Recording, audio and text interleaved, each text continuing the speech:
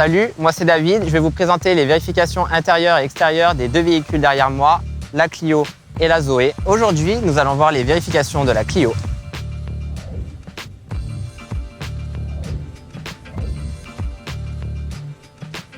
Éthylotest. Vérifier la présence de l'éthylotest. Gilet de haute visibilité. Vérifier sa présence dans le véhicule. Document de bord. Vérifier la présence du constat dans le véhicule. Quels sont les deux autres documents obligatoires à présenter en cas de contrôle? L'attestation d'assurance, permis de conduire, et la vignette sur le pare-brise. En ce qui concerne le certificat d'immatriculation, il faut vérifier sa présence. Quelle est la différence entre un voyant orange et un voyant rouge? Rouge, anomalie de fonctionnement ou danger. Orange, un élément important. Montrer le voyant signalant la mauvaise fermeture d'une portière. Montrer le voyant indiquant une baisse de pression d'air d'un des pneumatiques. Montrer le voyant signalant l'absence de bouclage de la ceinture de sécurité. Montrer l'indicateur sur le tableau de bord du niveau de carburant. Montrer le voyant d'alerte signalant une pression insuffisante d'huile dans le moteur. Montrer le voyant d'alerte signalant un défaut de batterie. Montrer le voyant d'alerte signalant une température trop élevée du liquide de refroidissement. Montrer le voyant qui indique une défaillance du système de freinage. Allumer le feu de brouillard arrière et montrer le voyant correspondant. Allumer les feux de route et montrer le voyant correspondant. Montrer la commande permettant d'actionner le régulateur de vitesse et du limiteur de vitesse. Faites fonctionner les essuie-glaces avant sur la position la plus rapide. Faites fonctionner l'essuie-glace arrière du véhicule. Mettre le rétroviseur intérieur en position nuit. Actionner le dégivrage de la lunette arrière. Actionner les feux de détresse. Positionner la commande pour diriger l'air vers le pare-brise.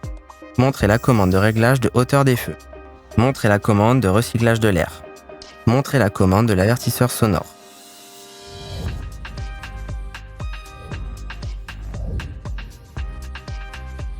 Pour les feux, il faut contrôler l'état, la propreté et le fonctionnement des feux avant et arrière. Il faut qu'ils soient propres, en bon état et qu'ils fonctionnent.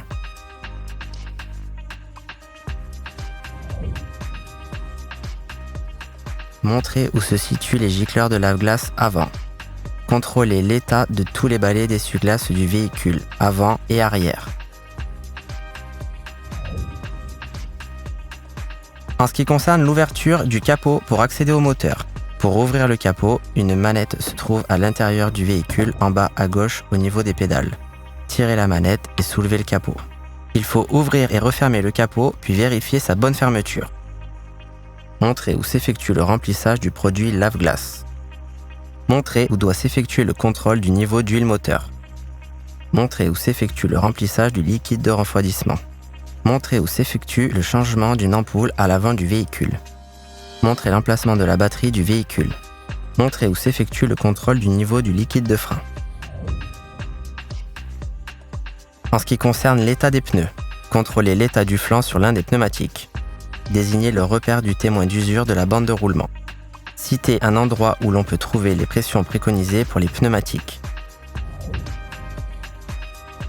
Montrer la commande permettant de désactiver l'airbag du passager avant.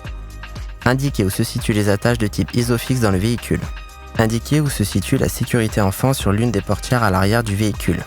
Vérifier l'état et la propreté des plaques d'immatriculation. Il faut vérifier le fonctionnement de l'éclairage de la plaque. Ouvrez la trappe à carburant et vérifiez la bonne fermeture du bouchon. Ouvrez et refermez le coffre puis vérifiez sa bonne fermeture. Vérifiez la présence du triangle de présignalisation. Et retrouvez à l'auto-école le petit livret pour plus de renseignements.